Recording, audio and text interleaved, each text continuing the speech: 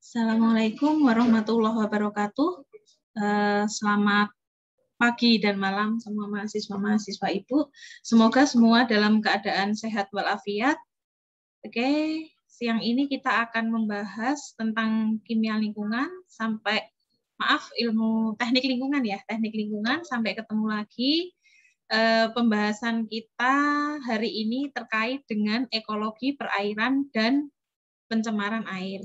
Kalau minggu yang lalu kan kita membahas pencemaran, ekologi, lingkungan secara umum. Nah, nanti akan kita bahas secara khusus. Giliran hari ini kita akan membahas terkait dengan ekologi perairan dan pencemaran air. Sebelumnya saya share slide dulu.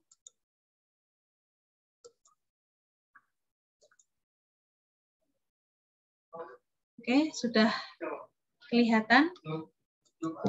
Seperti kita ketahui bahwasanya sekitar 97% dari perairan yang ada di bumi ini ada dalam bentuk lautan. Jadi kalau dari keseluruhan bumi bulat itu sebagian besar itu diisi dengan perairan. Daratan hanya sedikit, yaitu ada 5 benua dan berupa pulau-pulau lain yang kita tempati. Yang lain terdiri dari air. Nah, air sendiri 97%-nya ini yang ada di bumi terdiri dari bentuk lautan.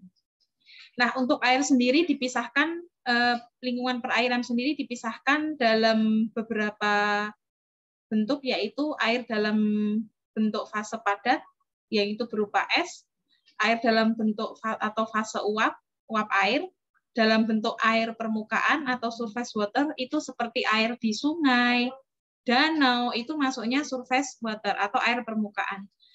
Terus kemudian lautan itu masuknya surface water.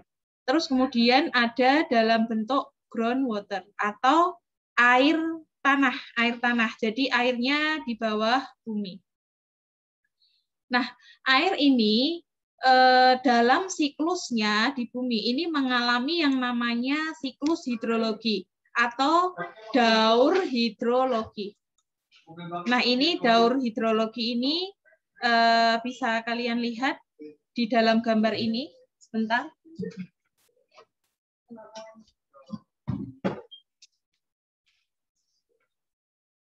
Oke. Daur hidrologi ini seperti kalian lihat pada gambar, ini dimulai dari ketika hujan, ada sinar matahari. Sinar matahari ini membuat penguapan atau membuat water vapor atau uap air yang ada di danau ataupun di laut menguap karena oleh sinar matahari, terus mengalami kondensasi. Karena adanya angin, digerakkan oleh angin, kondensasi tersebut, uap air tersebut yang ada di awan itu turun dalam bentuk hujan. Nah, turun dalam bentuk hujan, terus kemudian hujan turun, sebagian terinfiltrasi ke dalam air tanah, atau terinfiltrasi itu masuk, sebagian masuk ke dalam air tanah, sebagian air hujan tersebut ada di daratan mengalir lagi ke danau mengalir lagi ke laut oleh panas sinar matahari mengalami evaporasi atau penguapan. Nah, makanya daur hidrologi atau siklus air ini amat sangat penting bagi kehidupan manusia. Makanya sekarang banyak kasus seperti banjir dan sebagainya. Selain karena pembuangan sampah sembarangan yang menutupi tanah, menutupi air hujan masuk ke dalam tanah, selain itu juga kurangnya pepohonan. Apa sih fungsinya pepohonan atau reboisasi? Jadi akar pohon itu menahan air masuk ke dalam tanah sehingga membantu kelangsungan siklus hidrologi. Nah, siklus atau daur hidrologi ini bisa terganggu akibat adanya pencemaran, kemudian adanya bencana alam dan sebagainya. Jadi memang siklus hidrologi ini sangat membantu kehidupan manusia. Nah, selain siklus hidrologi di lingkungan perairan ini, itu juga dipisahkan, terutama di perairan laut ya, dipisahkan berdasarkan kedalamannya. Ini yang namanya thermal stratification. Jadi pemisahan air berdasarkan suhunya. Itu adalah 3 lapisan. Ini danau atau laut. Yang pertama lapisan epilimnion itu permukaan, lapisan permukaan ini sampai kira-kira kedalaman sekitar 20 meter. Nah, pada lapisan epilimnion ini karena dia ada di permukaan atas dan langsung berhubungan dengan sinar matahari, maka dia bisa alga-alga di sini, tanaman air, misalkan alga, kemudian fitoplankton. Fitoplankton itu tanaman air kecil, jadi flora air bentuknya kecil-kecil kayak di lautan itu bisa melangsungkan fotosintesis di sini, reaksi fotosintesis CO2 karbon dioksida dan H2O dibantu oleh sinar matahari menghasilkan gula C6H12O6 dan oksigen. Jadi reaksi fotosintesis itu menghasilkan oksigen. Itu menjawab pertanyaan kenapa kalau Anda naik gunung itu rasanya segar sekali, karena kadar oksigennya tinggi. Kenapa oksigennya tinggi? Banyak pepohonan yang menghasilkan oksigen melalui reaksi fotosintesis. Nah, di lapisan epilimnion atau lapisan permukaan dari perairan ini, karena ada matahari tersebut, gampang melakukan fotosintesis bagi biota air ataupun flora air ataupun alga air, itu sehingga menghasilkan oksigen. Otomatis kalau dia mudah menghasilkan oksigen, itu tinggi kadar oksigennya, tinggi. Jadi kalau Anda berenang, itu kan di laut, itu kalau biar Anda tidak terlalu capek atau tidak terlalu ngos-ngosan dalam mengambil oksigen, itu berenangnya itu sekitar sini, yang tidak begitu dalam. Tetapi ketika Anda menyelam, itu Anda harus memakai tabung oksigen. Kenapa? Di bawah itu oksigennya kurang. Nah, ini terus kemudian antara lapisan epilimnion dan lapisan yang bawah, namanya lapisan hipolimnion, ini dipisahkan oleh lapisan namanya thermocline. Thermocline ini lapisan antara epilimnion dan hipolimnion, tengah-tengah. Nah, setelah itu yang paling bawah dekat dengan endapan, ini namanya lapisan hipolimnion. Nah, hipolimnion ini karena dekat dengan dasar laut ataupun dasar danau, ini tinggi kandungan sedimennya. Apa itu sedimen? Sedimen itu endapan. Endapan dari mana? Misalkan ada hewan jatuh di laut, mati. Nah, di laut ini ada organisme-organisme pengurai. Nah, di lapisan hipolimnion ini kaya akan bakteri dekomposer atau bakteri pengurai. Fungsinya untuk menguraikan secara organik makhluk hidup yang jatuh ataupun yang lain dan sebagainya. Nah, ini tinggi bakteri dekomposer. Karena ini letaknya di dalam, maka suhunya juga lebih dingin. Kenapa? Karena tidak langsung kena sinar matahari. Suhunya dingin, ditambah lagi dengan kadar oksigennya rendah, makanya orang itu kalau tenggelam di dasar laut tanpa adanya oksigen buatan atau oksigen yang artinya tanpa tabung oksigen itu cepat meninggal. Makanya ketika pesawat jatuh di laut, misalkan orang itu masih hidup, ketika dia di dasar laut itu oksigen hampir tidak ada, jadi langsung meninggal dan sebagainya. Itu karena di dasar laut, di dasar danau itu kadar oksigennya rendah. Yang tinggi adalah bakteri pengurai. Nah, nanti kalau makhluk hidup yang jatuh tersebut diuraikan oleh bakteri yang namanya bakteri dekomposer. Oke, ini tadi sudah saya jelaskan masalah epilimnion, hipolimnion. Nah, untuk kehidupan perairan sendiri, itu organisme air itu ada 3 jenis. Yang pertama organisme autotrof. Organisme autotrof.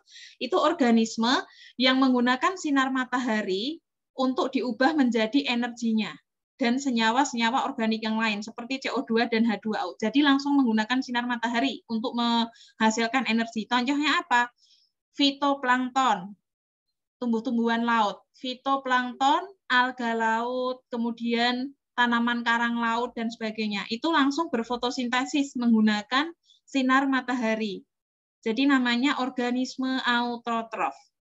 Nah, kemudian yang kedua disebut dengan organisme heterotrof, yaitu organisme yang menggunakan senyawa organik hasil masak, artinya hasil reaksi organisme lain untuk memproduksi energinya. Jadi heterotrofik ini memakan organisme autotrofik untuk memperoleh atau menghasilkan energi. Contohnya apa? Hewan laut. Misalkan ikan, terus kemudian kuda laut dan sebagainya. Itu kan mereka memakan fitoplankton, memakan alga laut, memakan karang laut gitu. Jadi kalau organisme autotrof itu ibaratnya produsen, organisme heterotrof itu organisme konsumen, yaitu organisme yang memakan organisme autotrof untuk memproduksi energinya. Nah, yang ketiga ini dekomposer atau pengurai, pengurai. Jadi contohnya bakteri-bakteri pengurai yang ada di lapisan hipolimnion tadi. Nah, ini fungsinya untuk menguraikan senyawa organik menjadi senyawa-senyawa lain yang lebih sederhana. Nah, senyawa-senyawa yang lain ini biar apa? Senyawa dari organisme dekomposer yang diuraikan tadi, itu kan hasil peruraiannya menghasilkan H2O, CO2, terus kemudian menghasilkan fosfat dan sebagainya. Ini dimakan oleh organisme autotrofik. Jadi ini seperti rantai makanan di dalam perairan.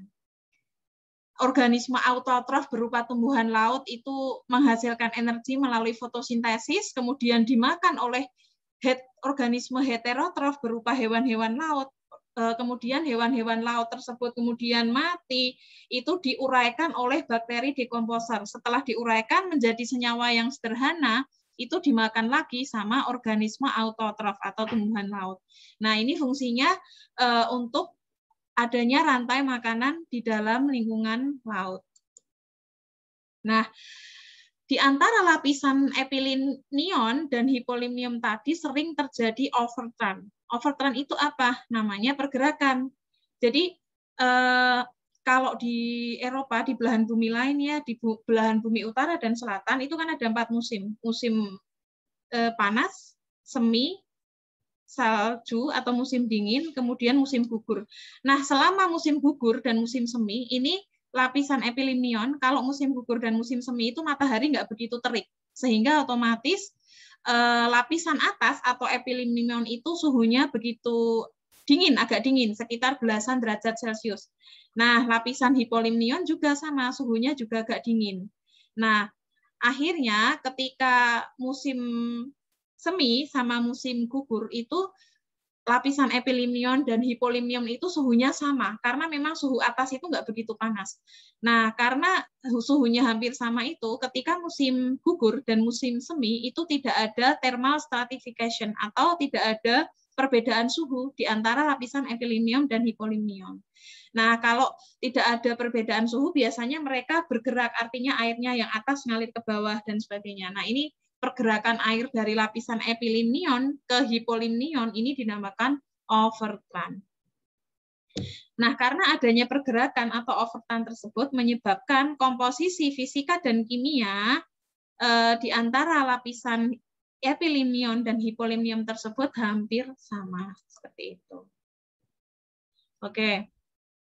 Nah, itu dari lapisan perairan. Jadi sebenarnya di sekitar kita itu banyak banget yang bisa kita pelajari.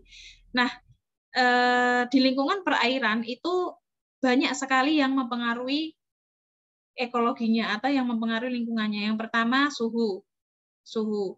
Otomatis karena suhu ini berasal dari matahari, fungsinya untuk melakukan fotosintesis bagi beberapa organisme.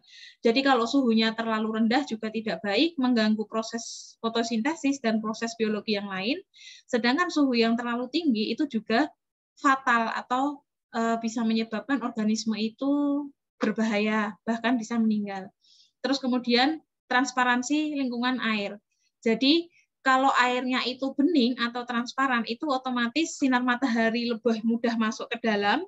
Kalau sinar matahari mudah masuk ke dalam, fitoplankton yang merupakan tumbuhan air bisa melakukan fotosintesis. Alga bisa melakukan fotosintesis. Otomatis kalau airnya transparan atau bening, itu banyak alganya. Karena semakin mudah melakukan fotosintesis. Terus yang ketiga, turbulence. Jadi turbulence itu tidak hanya bisa dialami oleh pesawat terbang, di dalam air pun juga ada turbulence atau pergerakan air. Misalkan adanya arus air dan sebagainya, itu salah satu jenis turbulence. Nah, selain suhu, yang tidak kalah penting di dalam lingkungan perairan itu adalah jumlah oksigen atau kadar oksigen di dalam air. Nah, ini sering disebut dengan istilah DO disingkatnya. DO itu dissolved oxygen atau oksigen terlarut. Apa itu oksigen terlarut? Nah, jadi oksigen terlarut itu jumlah oksigen atau kadar oksigen di dalam air. Kalau kadar oksigen di dalam air tinggi, itu air kualitasnya bagus. Tapi kalau kadar oksigen di dalam air itu rendah, kualitasnya juga tidak bagus. Nah, kadar oksigen ini nanti hubungannya dengan BOD dan COD. Oksigen sendiri di dalam air ini kita dapatkan kan dari atmosfer ya. Dari atmosfer. Di atmosfer sendiri kadar oksigen itu sekitar hampir 21%, tepatnya 20,95%. Jadi paling banyak itu nitrogen, sekitar 70% lebih, kemudian oksigen, dan kemudian senyawa-senyawa yang lain. Nah, selain dari atmosfer, oksigen di dalam air ini juga diproduksi oleh sejenis alga, fitoplankton, tanaman air, itu melalui proses fotosintesis. Nah, jadi kadar air itu atau dissolved oksigen itu bisa menurun kadarnya 14,74 pada 0 ke 7,3 mg per liter pada 35 derajat Celcius. Nah, ini kalau tergantung musimnya ya. Oke. Terus kemudian selain dissolved oksigen itu kualitas air itu ditentukan dalam beberapa poin. Di sini ada sekitar 7 poin. Oke, kita bahas dari yang pertama. Tadi hubungannya dengan oksigen terlarut.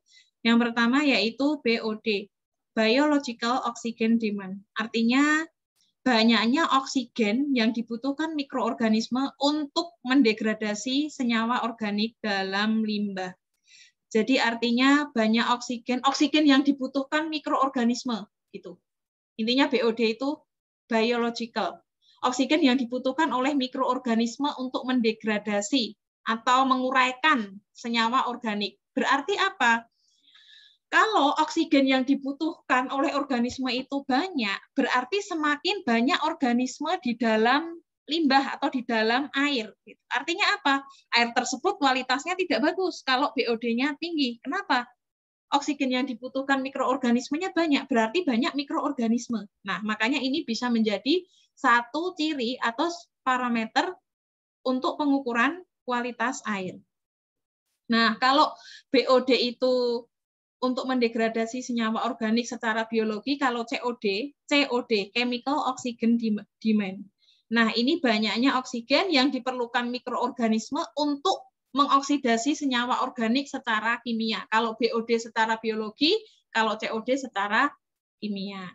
Nah, sama dengan BOD, kalau oksigen COD-nya tinggi, itu otomatis kadar oksigen yang dibutuhkan mikroorganisme untuk menguraikan itu juga tinggi. Artinya apa? Berarti banyak banget mikroorganisme di dalam limbah. Kalau mikroorganismenya banyak, berarti limbah atau air itu kualitasnya juga tidak baik. Oke. Kemudian yang ketiga, TOC atau total organic carbon. Merupakan ini total senyawa organik, berapa senyawa karbon yang ada di dalam suatu air atau limbah. Ini juga sama. Kalau TOC-nya senyawa organiknya itu total organik karbonnya itu semakin banyak juga enggak bagus. Nah, selain TOC ada lagi TSS, total suspended solid, yaitu kandungan padatan dalam air, kadar padatan dalam air. Berarti apa? Kalau TSS atau kadar padatannya tinggi, nilainya tinggi, itu otomatis kualitas air tidak bagus. Nah, contoh kadar padatan dalam air itu apa? Adanya lumpur, kemudian biji besi, bakteri, kemudian sedimen-sedimen atau endapan dari limbah, itu TSS tinggi. Nah, kalau lumpur, terus kemudian campuran biji besi dan sebagainya itu tinggi di dalam air, otomatis kelarutan oksigen atau oksigen terlarut, dissolved oksigen itu rendah. Otomatis menghalangi fotosintesis. Kalau menghalangi fotosintesis ya jelas saja kualitas airnya tidak bagus. Ada lagi yang nomor 5, yaitu TSS atau TDS atau Total Dissolved Solid, yaitu total padatan yang terlarut dalam air limbah. Bedanya apa dengan suspended? Kalau suspended itu dia terlarut seperti lumpur, endapan besi, dan sebagainya. Kalau dissolve itu terlarutnya padatan, contohnya garam-garam anorganik. Jadi Anda nggak bisa melihatnya secara kasat mata. Kalau TSS, Total Suspended Solid, itu Anda bisa melihat lumpurnya banyak, biji besinya banyak, warna airnya keruh. Kalau TDS ini kita nggak bisa melihat dengan mata telanjang. Jadi ini padatan yang terlarut dalam limbah, misalkan garam-garam anorganik, misalkan senyawa Fe dalam air yang tinggi. Nah, ini bisa memberikan warna air berubah. Kemudian adanya senyawa lain, misalkan karbonat. Nah, karbonat ini yang memberikan kerak pada panci atau boiler. Nah, itu. Terus kemudian pH air. pH air yang bagus berapa? pH itu apa? Tingkat keasaman. Nah, pH air yang bagus itu nilainya antara 6 sampai 7. Jadi pH 7 itu pH netral, antara 6 sampai 7. Terus kemudian rasa, bau, dan warna. Kalau airnya berasa, misalkan Anda hidup di dekat pantai, Anda minum air payo, kan kalau air payo itu masih agak asin, nah itu juga kualitasnya kurang baik.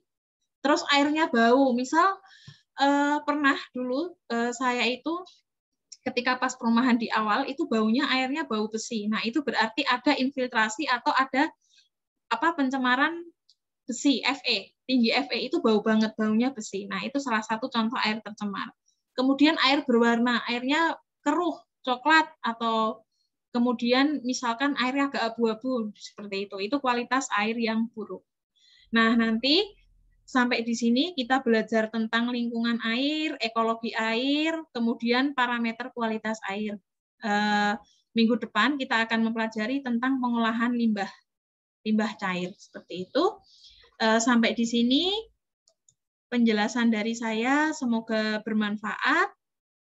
Sehat semua, tetap semangat dalam kuliah daring. Wassalamualaikum warahmatullahi wabarakatuh.